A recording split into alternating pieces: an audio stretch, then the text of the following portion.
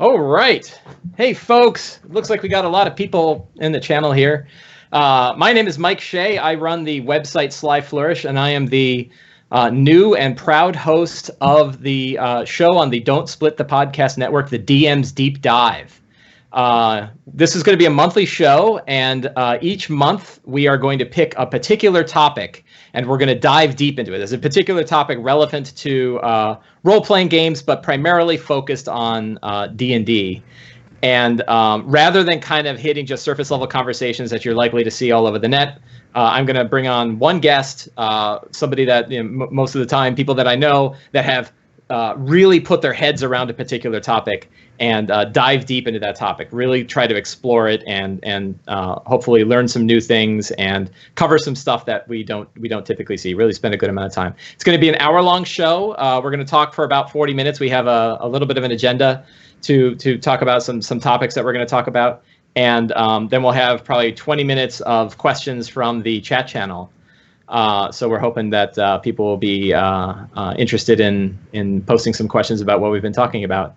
Tonight's particular topic, I brought on a good friend of mine, a guy I've known since the early days of 4th edition. We met up at Gen Con. We've talked on Twitter.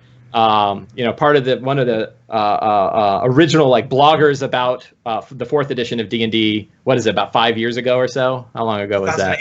2008. Yeah, 2008. So he and I met, and we've been talking about it is Enrique Bertrand, the Newbie DM. He runs the website Newbie DM, and the topic that we had talked about discussing is what it's like to be a new dungeon master these days. What do new DMs face? How has it changed for new DMs in this age? And generally speaking, what is it like to be a new DM, and what are the kinds of things that can help new DMs? And that is an area that I know Enrique has spent a good deal of time talking about. So I thought it would be a good topic. I do want to put out one disclaimer. Both Enrique, would you take a couple of the books that you just showed me and show them to our fine audience? First of all, I want to say thank you, Mike, for inviting me on your show. Oh, absolutely. Thank you. I'm really excited. A Mike Shea podcast, or a podcast with Mike Shea in it, is always an excellent podcast, and I'm really happy to be here.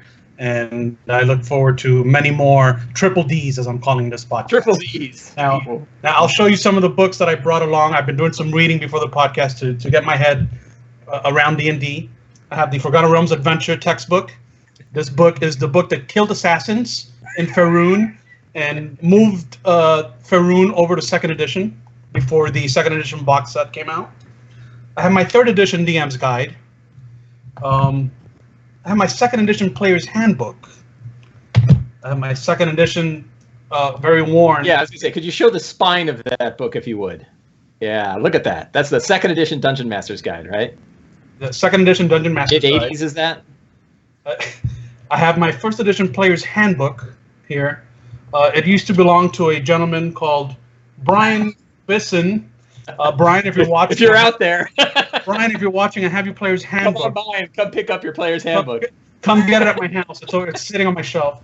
Right. And then I have my Rules Cyclopedia here, which is a very nice book that collects all the Beckmeat box sets into a hardcover. So I've been doing some reading to get my mind wrapped around D&D. If you notice, I don't have the 4th edition book because I know that book. Why start a debate? Yeah. Why? Yeah. So I don't have my old collection of books. Somehow in all of my various moves I lost them, but at least a few of those I have had. And so I think it is safe to say that while you have the tag as the Newbie DM, there's not a whole lot of newbie left in you, I'd say. You're always learning. There's always room to learn, Mike. That is right. There's always room to learn. I'm still learning. I'm absolutely. I agree with that 100%. Yeah. I'm running a 5th edition game right now. Right. Some of my players are maybe are watching. We play over Roll20, and I'm still learning. Yes. There's still things that I still struggle with, and always learn. Always be learning. Oh, and I'm just one more. Indulge me for a second. I'll be starting another game, maybe next week, of this bad boy, which is one of my favorite. Is that the D6? This is the D6 Star Wars role-playing game, one of the best games ever. West End Games forever. All right, now I'm ready to start. So one thing, while we are always able to learn, there's one thing we're not able to do, and that's actually be a new DM today. Right? We can't actually have the experience of what it's like to be a dungeon master, never having touched the game before now. So one of the tricks that we have while we're having this conversation is really putting ourselves in that position, putting ourselves in that seat of what is it like to be a new dungeon master today. And so I kind of want to throw a question out at you to start, which is, as you know, considering that both you and I had started with D&D before there was an internet, before there was YouTube, before there was any of this stuff, and given how we learned how to play. What do we think it's like for a new dungeon master to learn how to play D&D today? Like, how do we think they get started? What do they have available? What paths are they likely to take, would you say? Well, so there's two new dungeon masters, right? There's the guy like me who played D&D for a very long time and decided one day, okay, I'm going to pick up the other side of the, stand on the other side of the screen and try DMing. And there's a guy who's never played D&D at all and kind of says, well, okay, I'm going to start playing D&D and I'm going to start DMing. And those are two very different experiences, right? Because if you're a player, you kind of know what DMing is because you've been DM'd for a long time if you've been playing for a long time. So you kind of go in sort of knowing what you're doing, or at least knowing what the job entails, right? Mm-hmm. But if you've never played D&D before and suddenly you're not just learning the rules for the first time and what this game is, but you're also on top of that learning the whole second set of rules, which is what being a DM is like. Mm-hmm. That's pretty damn intimidating, I would say, right? Right. So, in my case, I had played D&D before, so I knew what the job was, and I still had my challenges, right? Because there's nothing more intimidating than your first day, your first new game, and you're kind of sitting at the table and you're looking around, and there's 10 pairs of eyeballs waiting for you to start talking. Right.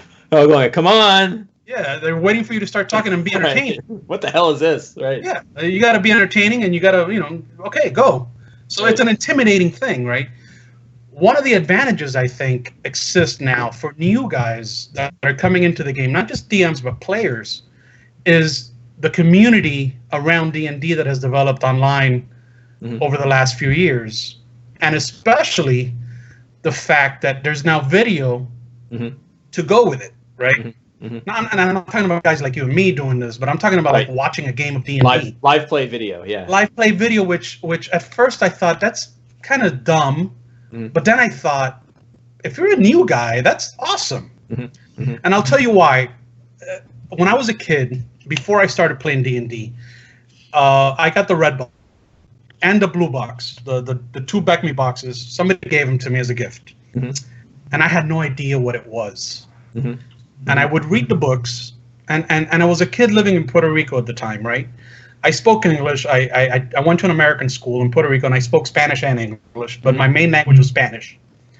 But I knew I spoke English, right? So I would read the books, and I didn't understand what I was reading, from the sense of, okay, what is this? How is this a game? Like, how do you play this? I didn't have the big brother, the big cousin that introduced me to D&D. That came a lot later. So I'm a kid, I'm a 10, 11-year-old kid trying to read this, and I'm, what in the world am I reading? How does this translate to a game that I can play with these? I didn't get it.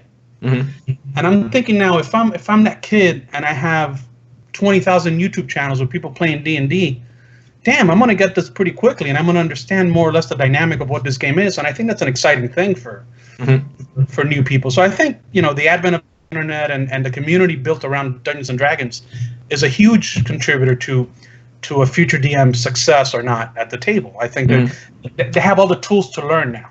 Right. And I don't know if when I started playing later. I started playing in high school. I wasn't 10 or 11 or 12. I don't know if I would have been a good DM back then, because all I knew was the shitty DM that I had at the time, who was just as bad as he wasn't great. I had some good DMs later on, but when I first started, it was like, okay, I guess this is DMing, and then I got hit on the head with a good DM, and I said, wow, that's DMing. That's totally different. Yeah. And if you're not exposed to these things, you don't have anything to go on. So I think the internet has really contributed to people having those tools available. Yeah. It's interesting that I think a lot of people these days, when they have, if they find somebody that's new to D&D and they want to learn, the easiest way is to send them a couple of YouTube video links. I'm actually a pretty big fan of Matt Mercer's recent one, the Force Grey video that he did, for a couple reasons. One is it's a pretty casual game. It's got a little bit of effects, and there's a little bit of the, you've got a bunch of actors that are really, have kind of a dynamic. But when I look at it, it really feels like a D&D game, and it's only a half hour each. You don't have to watch a 4-hour game. And they're sitting around a table and they're just playing. It's a nice, straightforward. It's very, they're real big into the descriptions and the narrative, and they don't have they do have some tabletop props, and they have sort of this magical thing where an entire $1,100 Dwarven Forge array will suddenly appear on the table. But generally speaking, that's secondary to what they've been able to actually do. You mentioned, it's another thing that if you think about it, it really helps modern players and modern DMs and new DMs. Is that, think about when you started playing D&D, how many video games were out there that were kind of D&D-ish that you can remember? There weren't that many, and the technology certainly wasn't great. Right. I actually learned D&D through computer games first by playing the Gold Box games. So for me it was like I wanted to play D&D because I played Pool of Radiance, and I was like, I love this, and I'd love to be able to do this with my friends. It was clearly more. The visual imagery of what D&D is and what the world of D&D looks like is pretty ingrained in everybody now. Yeah, whether it's movies or games. Fantasy, but I go back to that time when I was a 10-year-old kid, and I didn't grow up reading The Hobbit. Right. I didn't grow up with Tolkien. Mm-hmm. So I'm reading that book, and I'm seeing a guy with a long beard, and he's a dwarf, and I'm thinking, what is this? Because I didn't know, because I didn't have that. Right. Right. And I didn't have those. That imagery in my head of what an elf was or what a dwarf was, or a cleric, or those archetypes that exist and are part of today's pop culture. Yeah, it's a lot easier, in my opinion. It's a lot easier to grasp today than back then when I was a kid. Yeah. Reading it for the first time. It's interesting. I recently I was talking to a friend of mine, a coworker who, through a friend of mine, mentioned that he was interested in D&D. Like, he mentioned to a friend of mine at work, and then a friend of mine's like, there's a guy that that plays a whole, shit ton of D&D. You might want to talk to him about it. And I, of course, am happy. I bought him a copy of the starter set. I'm very eager, and it was very funny to very interesting to hear some of the questions that he had. And one of the first questions he had is, "What do you mean I don't get a character? Like, that sucks, right? Like, why would they get a character? And I don't, why would I want to play a game where I don't get to be one of the things?" And I was like, "Well, the world is your character." Right. Like, every monster, every villain, all of those are yours. And while it doesn't, but I remember as a kid, I had I had characters, right? Like, and I wonder how many I don't know if it's with age or if it was the time where, like, I wanted to have a fighter too, and I wanted to have a mage. So, like, I had my fighter and my mage, and they got a lot of great loot, and while I was running the D&D game. And I remember there was like one particular moment where I realized that those guys weren't my characters; they were NPCs. And they had their own, like, secret stories that suddenly involved the other characters. And I remember even my players like, wait a minute, that guy's actually, and it was like something stupid, right? Like, he's actually a lich that's been reincarnated? Like, and, what is that about? So I remember that was kind of the switch for me when I realized that the story was more interesting than this character sheet I had in front of me. But it was interesting that the first thing a new DM, that somebody who was just getting started and really didn't have a lot of experience with D&D said was, in every other game I play, I've got a playing piece too. If I'm playing Monopoly, I've got a little thimble, and in this one I got nothing. And that's one where it's like, once we've been playing D&D, we don't even think about that. Like, it never even occurs to us that it's kind of a jip that DMs don't get characters, because we're like, I'm too busy, frankly. I don't have time for that. My signal is my internet connection is taking a few hits, so pardon me. Oh, no. Yeah, well, I'll fill in the blanks. Let me know what you didn't hear. I do have a question. You mentioned the red box. You mentioned starting with the red box, and No, I started playing first edition. yeah, like the old. So that was advanced. Okay, got it. And I had a red box. I didn't play it. All right, gotcha. But that's what you said you read, and I did read it. I did. Yeah. Read it. I the first thing I ever owned was the red box. Yeah. I was in elementary school, the red and blue boxes, and they kind of went away into the closet because I didn't get it. Yeah. So that's actually, when we look at the rule set that we have now, when we look at that we've got the 5th edition player's handbook, and I want to talk a little bit more about the starter set with you. Now that we've had it for 2 years now. But when we think about the rule set itself compared to the rule set that existed back then, and we mix it with the fact that people can go to the internet and watch videos of people playing, and I guess this is sort of almost falls in the line of, boy, it was so much harder when we were kids. But I guess, how do you feel the rule set lends itself to new players learning how to play compared to what they had before? It's a little bit of a loaded question. I think the 5th edition to me is one of the easiest pick up and play versions of D&D yet, in my opinion. From not just from the rules itself, but from the way it's explained in the books, and with a caveat, and I'll get to that in a moment. I think it's a very easy system. It's a very streamlined system, and it's very newbie friendly. That said, as a DM, like in my case, where I've been DMing 5th edition now since it came out, and even before when we were play testing it and whatnot, I still have issues with the encounter building. Yeah. The encounter building to me are the clunkiest piece of gaming mechanics in the entire realm of 5th edition. Yeah, it's pretty bad. If it were up to me, I would grab those pieces of paper and put a lighter to them and burn them and put them away somewhere. And it would probably cost them all of $100 to develop a digital tool like Cobalt Fight Club and put it online and let that be the encounter builder. Period. Do you think they need to bother? I mean, I guess for like a new DM they could, but they do. They do because it's so ubiquitous. They do need to bother because the new guy that's going to pick up the game and play, and he's going to decipher that trigonometry is not going to figure it out. Right. I didn't figure it. No one does. I don't know anybody that uses it. No one uses it. Yeah, I've never seen anybody that goes through the math and actually tries to figure out how much an account by hand. I did it once and I completely screwed up and almost killed a party with a bunch of Sturges. It's a bunch of nonsense. Yeah. It's there to eat up page count. Yeah. So I actually had an opportunity to talk to folks at WotC about the encounter building guidelines, and they have a strong argument why they did it. I mean, I agree with you. One of my favorite articles that I wrote on Sly Flourish is, here's my way of doing encounter building. That is, in my opinion, is way easier because I can do it in my head. But the problem is that we went from the 4th edition version of it to the 5th edition version of it, and it was a downgrade. Yeah. It took a step down. The reasons that they gave me is they said when it comes to how they design encounters, that's the math that they use. So when they're publishing a product or if they're building a system, that all of those steps were all of the little dials and widgets that they used to try to tune an encounter. And of course, the alternate argument that I have is, well, that's all great, but it's really complicated and it doesn't work, right? Like the end result, the encounter that even when you do all the math and you do it right, the end encounter doesn't really, it doesn't tell you how powerful an encounter is really going to be.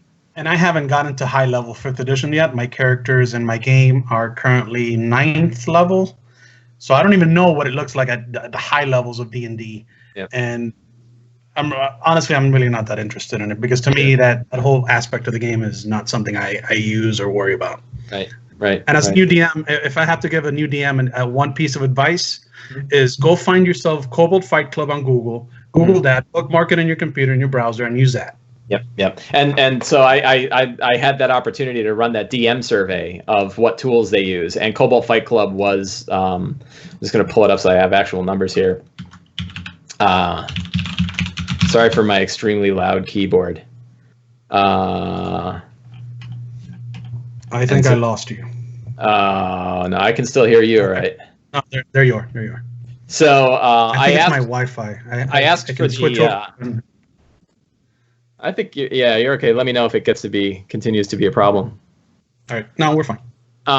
So I did my survey. I got 6,600 results back from my DM survey. 4,000 of them gave their top tools that they used, and then I did a bunch of text processing to try to figure out what their top tool was. And of the 4,000, 569 said that Cobalt Fight Club was their number one tool.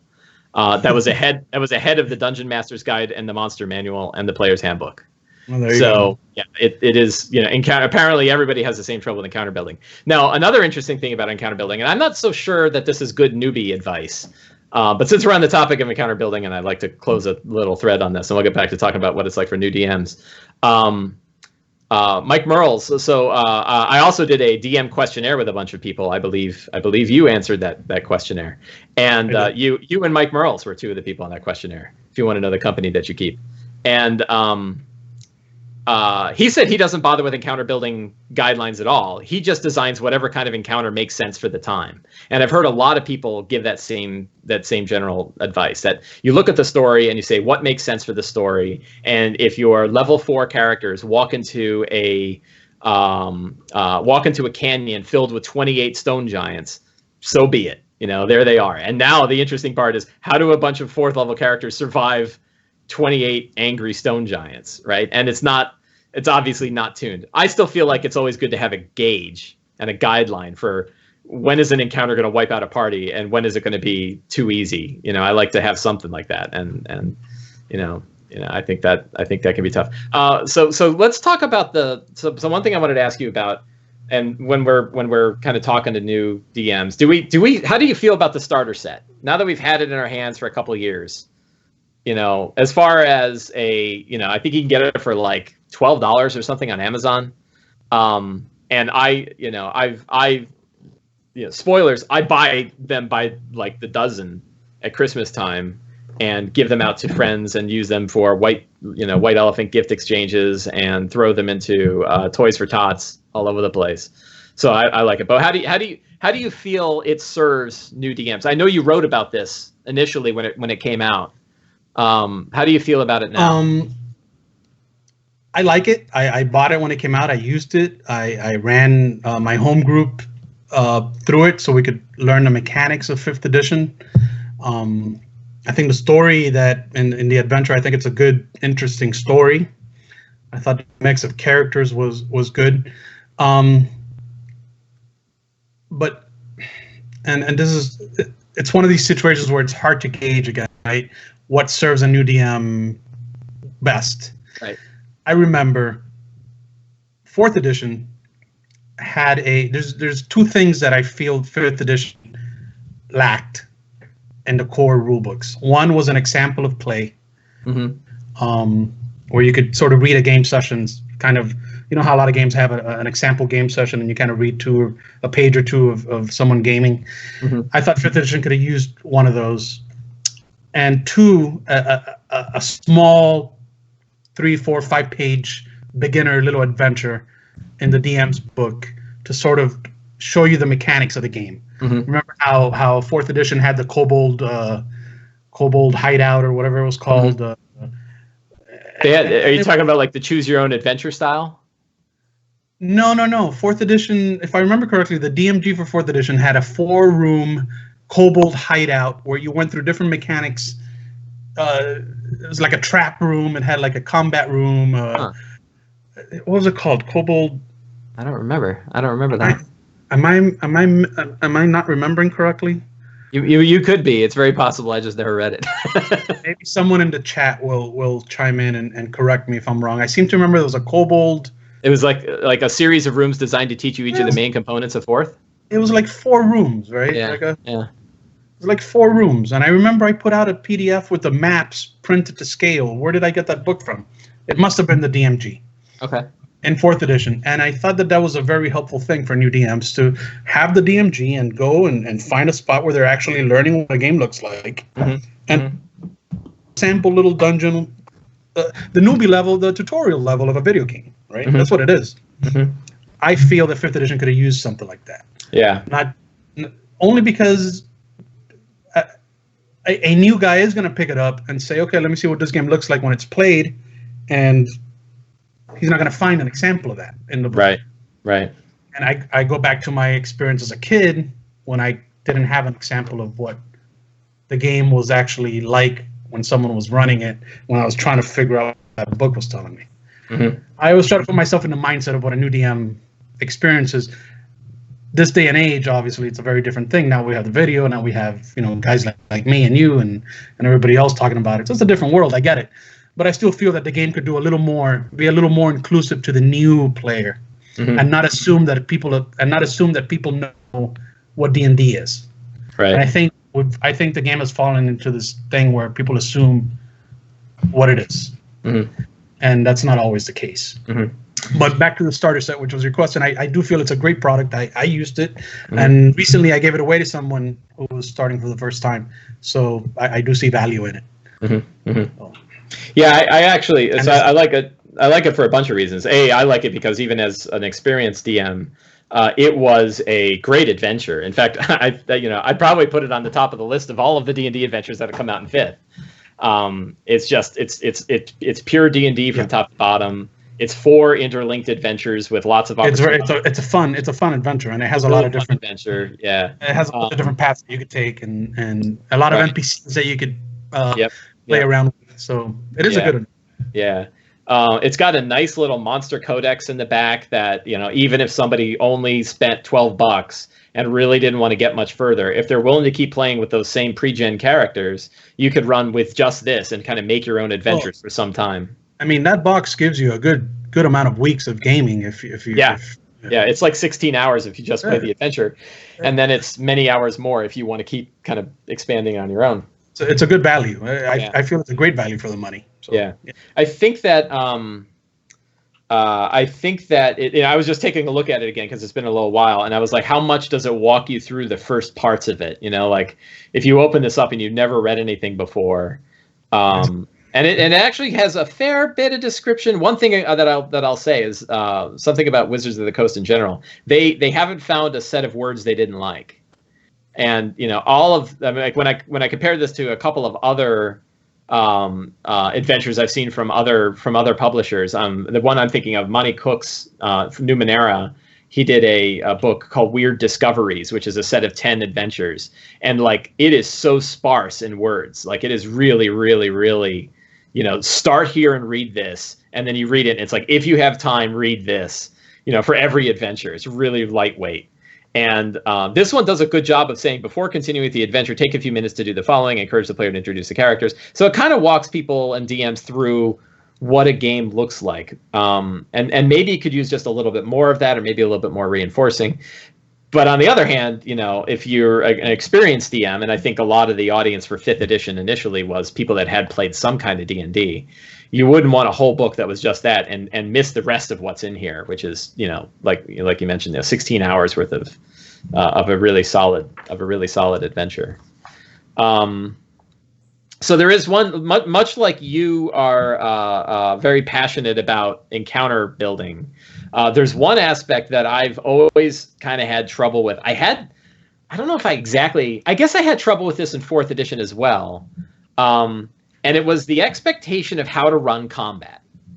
And one thing about, I know that this is a thing, a bug of mine, right? And it's one that I have not come to a firm conclusion about. And part of it is sort of easily described as, do you run gridded combat or do you run theater of the mind, right? Do you run with a 5-foot square per inch grid on a big board, or in Roll20 with icons and tokens, and everybody measures off exactly how big a fireball is and how many creatures fit within that fireball and stuff like that? Or do you just, describe it in pure narrative? Your fireball goes sailing across the room and smashes into the goblins. 6 of the goblins are immediately incinerated, and the rest go running and flee in terror. And I run both, right? But I guess from a new DM perspective, though, when you buy a product like this and you read that all of the distances are measured in feet, right? Fireball is measured, the diameter of a fireball is measured in feet. Lightning bolts are measured in feet. Everything, all the distances are very specific. but then the book doesn't really tell you how all that is arranged. And I gave a copy of the starter set to another friend of mine back when it first came out, and he ran it for his kids. And he came back, and he actually had played a bunch of D&D, but he hadn't played in a while, and I don't think he ran a D&D game in many years. And his response was like, I don't know how the hell to run combat. Like, because it mentions all this stuff about movement and your speed and all that, but there's no map, there's nothing for me to put any characters on. I don't have any tokens, I don't have any representation. And I said, well, you just kind of ignore that. Just ignore it and say what's going to happen. And his thing was like, I can ignore it, but it's all sitting right here in front of me. Like, all the distances are in feet, all these specific measurements. It makes it feel like I should be using that. And then for me to immediately throw it away felt weird. I do believe, and this is an unpopular opinion maybe, but I do believe that 5th edition is a game that likes to pretend it's gridless, but it really does sit on a grid. Mm-hmm. I mean, the 5-foot square is what? That's just a 3rd edition legacy thing that they didn't need to. Why bring that into 5th if the game's theater of their mind? Right. It's the game sits on a grid. I believe that. I play it that way. I play it on a grid. I use the map. I use the Roll20 tokens and grid and whatnot, because I would go crazy otherwise. I couldn't run D&D without. Mm-hmm. I couldn't run theater of the mind. My mind is not wired that way. Mm-hmm. And I wish I could, because my preferred style of play is theater of the mind. Mm-hmm. When I started playing 1st edition, that's how we played. We didn't have a map and a grid and minis and whatnot. Right. I wish I could, but I just can't. I'm just not wired for that. Mm-hmm. To run it, to play it, I could play it because I'm giving the DM the benefit of the doubt. Right. And you're not alone. The that survey. One of the questions I asked in that survey was how people ran combat, and I offered 3 options. 5-foot gridded combat, abstract maps, which we can talk about a little bit, something we haven't talked about, or theater of the mind. And 63% of them chose gridded combat, with 19% for abstract maps and 18% for theater of the mind. So clearly, in my opinion, and based on the survey, which was a pretty wide-ranging survey, again, 6,600 respondents, I think the majority of people probably play on a grid. Here's a big challenge. A new DM. You've never played D&D before. First time, right? You start a combat. You have to tactically outmaneuver, or you're trying to challenge tactically at least, these 5 people sitting in front of you and their characters and their abilities with your monsters, right? And this is a huge issue. This was a huge issue for me in 4th edition. Mm-hmm. I'm not really tactically minded. I'm not, I'm more of a story guy. I'm not really into chess, right? Mm-hmm. And 4th edition felt a lot like a chess match. I had to think tactically. The monsters had roles that were very defined combat roles. You had your lurker, your striker, whatever. And you had to think in that mindset, and I didn't have that mindset.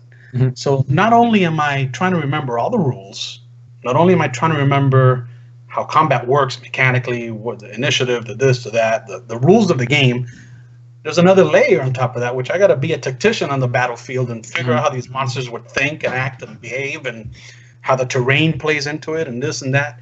It's a lot. Sure. Yeah. It's a lot of heavy lifting. Yeah. So that's very interesting. I wonder if that's sort of an issue that new DMs face. Do they kind of like? I've had people actually come up. I've had a couple of people, a player that had played with me for now like 50, maybe as many as 12 or 13 years, and somebody who had been kind of reading all my Sly Flourish nonsense for a long time. And my player, the player that played with me came, and one time she goes, I don't know if you realize how much you've changed as a dungeon master. And I was kind of like, she thought I was pissed, and I'm like, no, I'm very interested to hear, like, what do you mean? She goes, you really were very competitive initially. Like, you'd get mad when your guys died, and you'd get upset when, and now, like, things are just flowing, and guys, I feel so much more empowered because crazy stuff happens, and, things totally, the unexpected occurs. And somebody else actually was at Origins last year. The blogger DM David. Are you familiar with DM David blog? Have you read that one? Which one? DM David blog. Yeah, I love that blog. Yeah, right. He's fantastic, right? So I met him, I think at Gen Con, and then he was at Origins, and he came up and he goes, I don't know if you realize, like, or something along, I'm paraphrasing, you don't know how you've really changed in how you're approaching D&D since the 4th edition days to now. And I think what they're both describing is how, and what I feel is how I've let go of the competitive nature of the game. And I remember how you complained about, such and such spell is broken because I still do. They're killing my solos in 2 rounds. Yeah, blah, blah, goddamn moon druids still piss me off. Don't get me wrong, right? I'm still, and George, your buddy George, your childhood friend who plays in my game. He still gives me crap about how I nerfed his 4th edition guy, 7 years ago. He still brings it up, but that doesn't mean it wasn't broken. He's a whiner. Hey, George. Yeah, but I think for some reason, so I think 2 things happened. One for me, 5th edition helped kind of break me away from, part of it is I just learned to let go, right? But 5th edition felt less competitive to me. And it also gave me a lot more opportunity to sort of tune a battle just because the time was so much more flexible in a 5th edition fight. That if I want to increase hit points, I can increase hit points, and it's not going to make it a slog, and it's not going to make it suck. I can just do it. But also many times I just don't. If the players are going to face off and wipe out a whole group of guys really quickly because of one well placed fireball, great. That's fine, and it's fun, and they loved it, and they got to feel really powerful, and that wasn't how I felt in 4th, where I felt like every battle needed to be tuned to a specific mathematical formula, and when that formula broke because somebody used Holy Wrath, and wiped out a whole pile of minions way faster than I expected. But that's also because I think that's also because the game expected you to behave that way, because the game sort of took you in that direction. But that's what the game wanted to be. The game wanted to be a big, a big battle piece, a big set piece battle. That's what it was. Yeah. And if you weren't doing that, you probably felt like you weren't doing it right. Right. Yeah, and I wonder if that's sort of competitor versus, I always joke, right? Whenever my players know I'm about to screw them, every time I remind them that I'm a facilitator for storytelling, that I'm not a competitor. They know that something terrible is going to happen. Or when this guy comes out, right? Yeah, exactly. Like when I put that guy, I keep my Orcus mini around just in case things get, go off track. But I wonder if that's something that... Think about what I said, though. Think about your first time. And not only do you have to memorize rules and be kind of the rules guardian, and people are turning, and if they're new, they're turning to you for answers. But then on top of that, you also have to think like 5 ogres and a troll. Yeah, how's this bugbear and his 3 wolves going to work out? Yeah, it's very daunting. Yeah, it's intimidating. There's a flip side to that too. I said that I only had one issue. Actually, I have a couple. But one of the other ones is particularly in the starter set and starting at level 1. Level 1 5th edition characters are really squishy, and they are not as squishy as like your 1st edition level 1s, where you have a wizard that you rolled his hit dice and got 1. How many times did you see somebody that had a wizard with 1 hit point? But they had 1 in 4 chance, and in this, you still have low hit points, and like a single critical hit from a goblin can drop somebody, and a new DM doesn't have any idea how to handle that. Like, it to me is one of those. Like I even wrote in the playtest feedback. I think they should just give 10 extra hit points to starting characters, just off the top, just to make them a little less squishy, and then as they get higher levels, that 10 hit points doesn't matter as much. But I wonder how many times, and I worry. Doesn't keep me up at night exactly, but I do worry that new DMs kind of get their friends. It's already hard to get a group together. It's already hard to get them to convince them to play. They pull this out. They get to that first encounter where they face 4 goblins. The DM rolls really well. The players die. All their friends give them the finger and say, "Yeah, let's go back and let's go play Dota." And they're sort of done playing D&D. I don't know how often that happens. I imagine it's got to have happened at least once or twice. Maybe not. But exactly again, it goes back to what I was saying earlier. If you're new, there's really no example anywhere of what those situations kind of look like and what you could do about them. And That type of advice and that type of example and that type of detail is missing. Because I think, again, I just think we take for granted, and by we, I mean people have been doing this for a long time, we take for granted that everybody probably knows what this is, at least to a certain extent. And there's no one really completely pure coming into it. Right. And I don't know if that's a fair assumption to make. Right. So we actually have a secret guardian angel on our show, hiding in the background. Our good friend Alex Basso, who's actually doing all of the work for this. He laid out the channel. He set up that beautiful background. He's been managing all it. He's recording it on the YouTube. He's going to set up the podcast so that all we have to do is sit here and banter, which is kind of how I like to do business, frankly.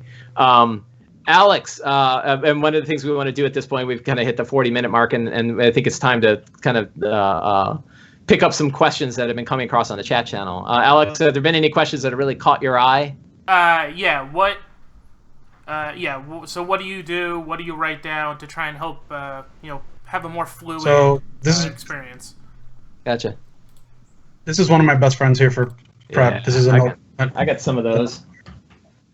Yeah. So, right now the game I run is and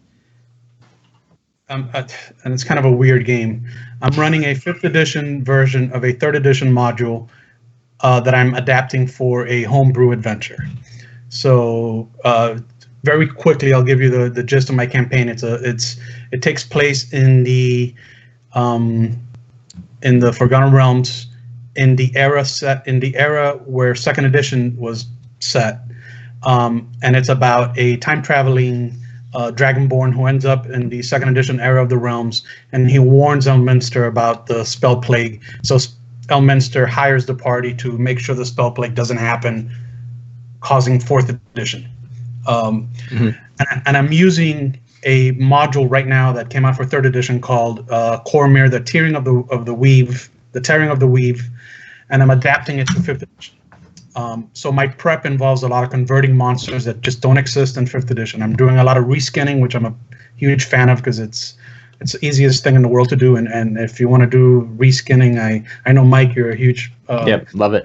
I do it almost every game. Probably every game. Yeah. That's all I do. I'm not in the business of designing monsters. I'm in the business of saying this monster is going to become this monster and just changing the name on it, and that's it. Behind the screen, the players won't know the difference when the dice are rolling. So my prep involves a lot of figuring out where I think they're going to go based on the adventure that we're doing, and it's a little railroady because it's an arrangement I have with my players where we know we're kind of, we're all busy, and we're lucky we got the game, and I'm playing a pre-written thing, and so we kind of assume we're going to follow the storyline and they're not going to do something crazy and just walk away from the story. So my prep isn't that heavy, but I do a lot of jotting down names and situations where I think we might have to come up with an NPC. For example, I'll jot down a few names and say, oh, you've bumped into Merkin the hairy dwarf, Merkin, and it's stuff like that. My prep isn't too involved because I'm running something pre-published that really just requires me to do some encounter math using my tool and reskinning existing monsters. So it's not heavy prep because I'm not inventing a story. Yeah. So I don't have a lot to say about my prep because it's very bare bones. Really. You also answered. So I put out I mentioned it earlier. This my 2016 D&D 5th edition Dungeon Master questionnaire, which I gave out to a whole number of DMs that I knew and people that I knew had have put a lot of their brain power onto prep. And I asked them questions like, how long are their sessions? How often do they run? What elements that speed up their prep time? How much prep time do they spend overall? What activities they wish they could spend more time on? So do we have like a show notes thing? I'll link it obviously in the... You know what? I'm sorry. I did skip over something that I think is important. Yeah. I am running a game on Roll20. I'm not running a face-to-face game. And Roll20 does require a little bit of prep in the mechanical aspects of it, or the logistical aspects of it. You know, you gotta put your maps and make sure your graphics, you know, you have the right map for the table and your tokens and that sort of thing. I do spend a lot of time on that aspect of it because I like to have I like to pre-plan the encounters and the maps and the different possible places that they'll go ahead of time. So I'm not doing that while we're playing. Right. So a lot of my prep involves taking care of my Roll20 housekeeping, keeping that in order. Yeah, so I don't, a few people won't be surprised to hear that I wrote a book about that very topic on what can one do to do less prep and get more out of their game, particularly for improvisation, called The Lazy Dungeon Master.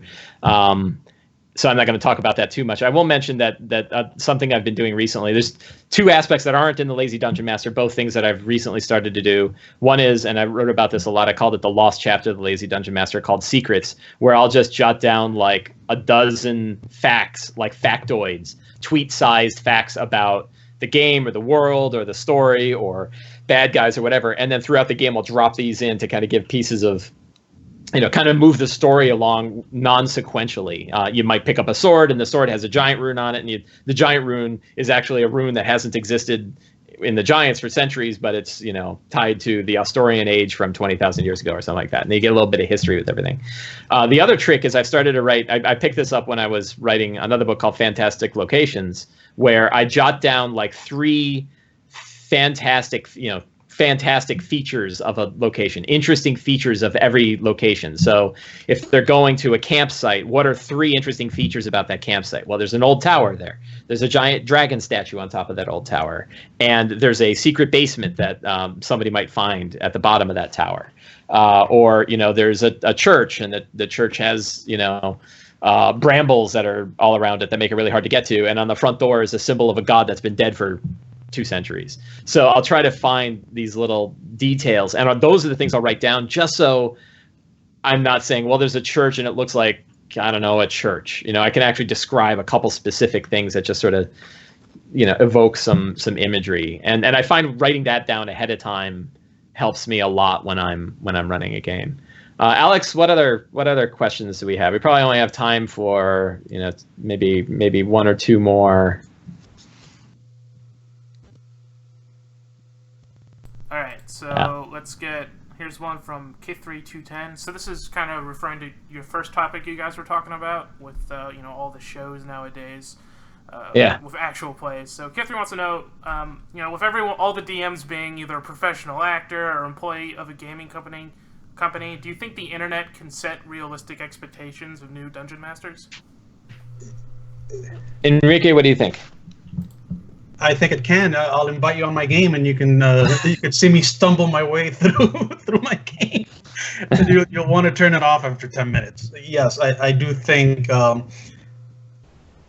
the question is a fair question. I think there's a lot of these people are really entertainers. You know, when you got a guy like, you know, Will Wheaton who started Star Trek, playing games on tabletop, and you guys actors playing D&D. Yes, the bar is kind of high for streaming games, but I do think that if you get on YouTube, for example, like lately, I've been going back to YouTube to look up Star Wars D6 games that might be on YouTube, because I want to refresh my memory, because I'm going to run a D6 game next week or 2 weeks from now. And there are DMs out there, there are games out there that you could watch that aren't famous. They have maybe 2 viewers or 5 viewers or 10, and you could see, you know, real world DMs doing their thing, and they'll stumble through it, and some will be boring, some will be fun, some will be okay. I don't think it should be. I don't think the standard should be the Critical Role guys or the, you know. Not everybody's an entertainer, not everybody's an actor, not everybody's a performer, and you know, go out there and look for the stuff and watch a lot and learn a lot from different styles. Even a guy that might not be the best entertainer might have a great system at the table for tracking initiative. You know, he may have a great system for how he those fights, but he may be a boring narrator. Who cares? You know, that everybody has. You could take from everybody. You could take something from this guy, this guy, this guy, this girl, this guy, this girl, and you know, there's many places to learn from. I don't think you should limit yourself to, you know, the famous guys or the really entertaining guys. I think everybody has something to offer in that regard. Now, I'll offer a different opinion, and again, I'll go back to like Matt Mercer on the. So Matt Mercer obviously runs Critical Role, but I kind of got clued in with Force Gray, and I can certainly see that there's an intimidation factor particularly for a new DM to kind of look at that. But when I look at how Matt Mercer runs his game, other than the voices, because he's a professional voice actor, and you know, I think unless we're professional voice actors, we're not going to be able to pull off the awesome kind of speeches and voices that he does. The rest of how he runs a game, I think, is achievable.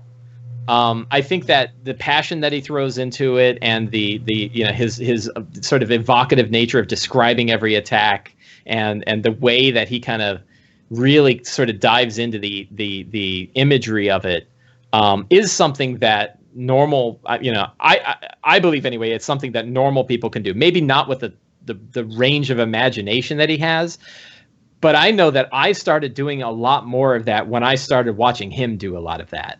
And I didn't need, you know, I didn't need years of training to kind of figure that out. I was like, oh, you know, I really can just sort of let go and have fun. And I think part of that comes from just confidence and trusting the group that if you say something, I mean, I say stupid stuff all the time, and I get made fun of all the time for bad, you know, most of the time for bad NPC names, but for many other reasons. But they're all my friends, and we kind of laugh about it. And I might change something because I said something stupid. I think we had a golden horned elk that got like 7 names before I got one that didn't have people in laughing fits. I can hear you. Did we cut out? Yeah, completely. I missed all you. Whatever you said about Matt Mercer, I completely missed it. Well, it was brilliant. Sorry. Yeah, you'll have to come back and hear it again.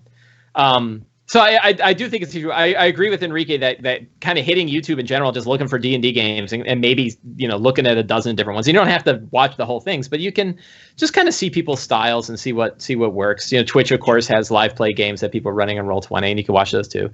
But I think we're doing ourselves we're not doing ourselves a service if we look at something like what Matt Mercer is doing or what Will Wheaton is doing and think we can't run a game that's kind of like that.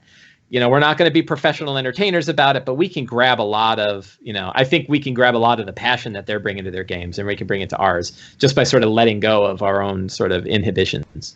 You can learn from everybody. You could even learn from the new guy. You know, I learned all kinds of stuff. A new guy might do something that you might say, "Holy shit!" Yeah, wow, that was really ingenious. Yeah. Yeah, absolutely.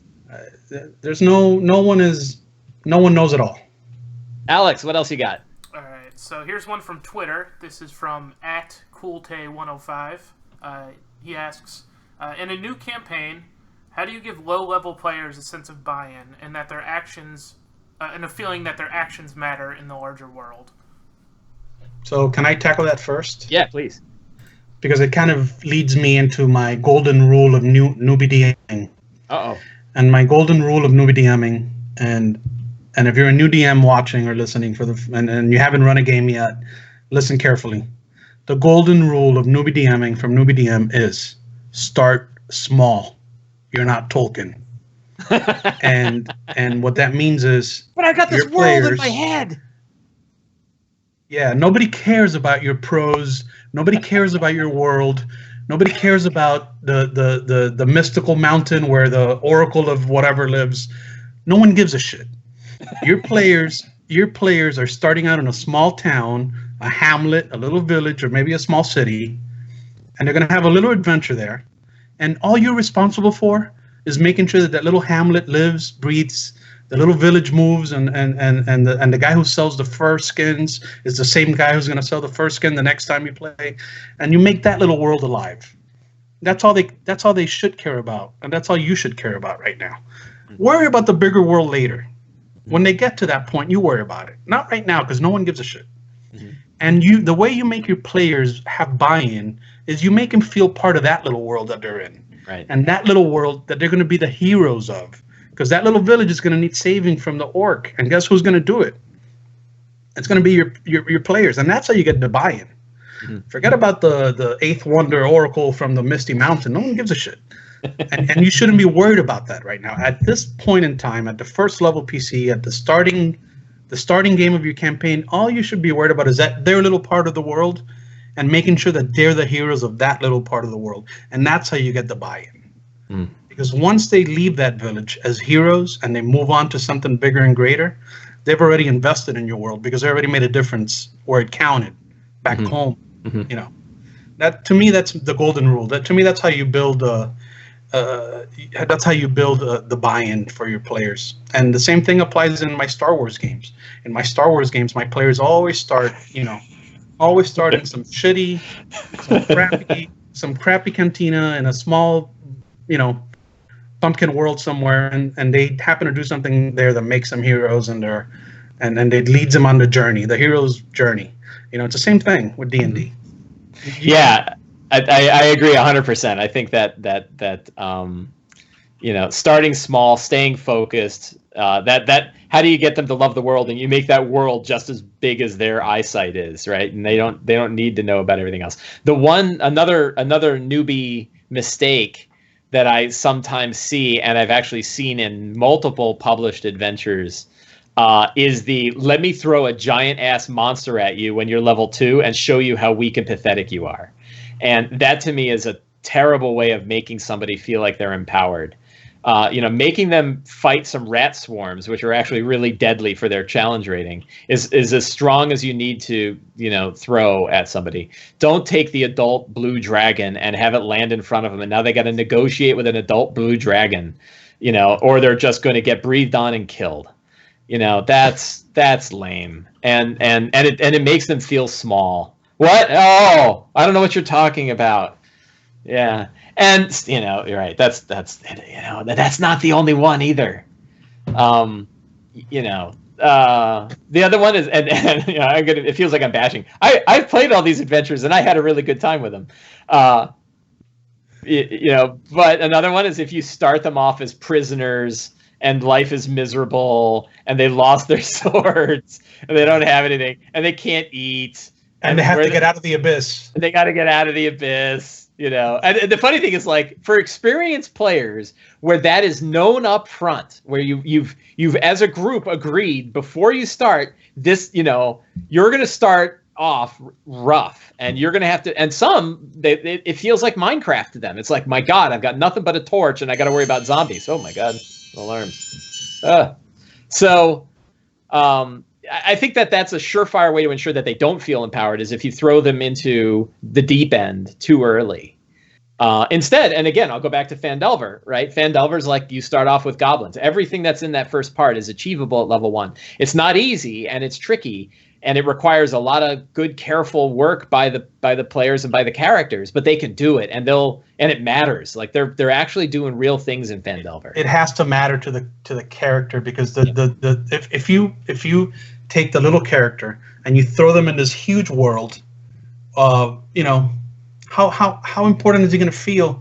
Whereas if you take the little character and you put him in the little village where everybody knows his name and he happens to be the hero of that village, or she or they happen to be the heroes there, and then they move on from that, then I think there's more of a feeling of wow, I accomplished something important here. Let me see what else is out there. Right. And to me, I learned it the hard way, right? I created this huge, in fourth edition, I bought into that whole points of light shit. I created, no, I did. I bought into this whole points of light thing. I created this world with these guys up in a mountain that were kind of this council and this nonsense.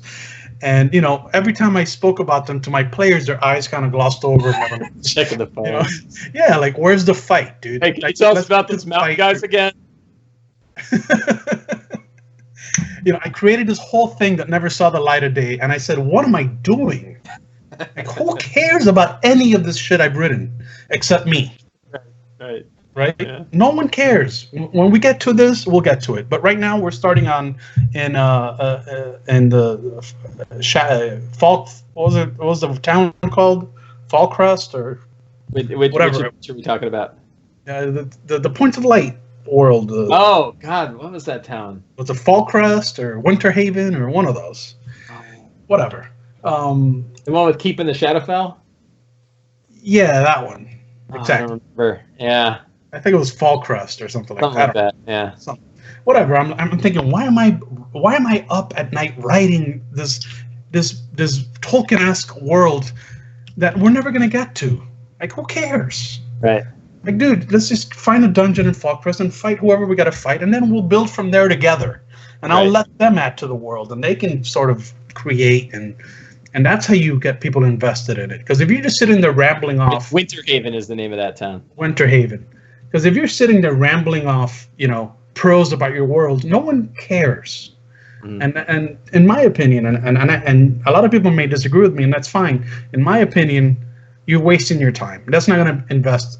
At the end of the day, you're just your vanity world isn't what's going to get them invested in the game. It's going to be their place in the world and their heroics and their adventure at that right now. Not everything else. But that's just my opinion. I may be wrong. Nope. I think it's great. Enrique, I want to thank you so much for joining me on our first episode of the DM's Deep Dive. I know I really enjoyed this conversation. I am really glad that we got to the newbie DM's newbie DM rule, the golden rule.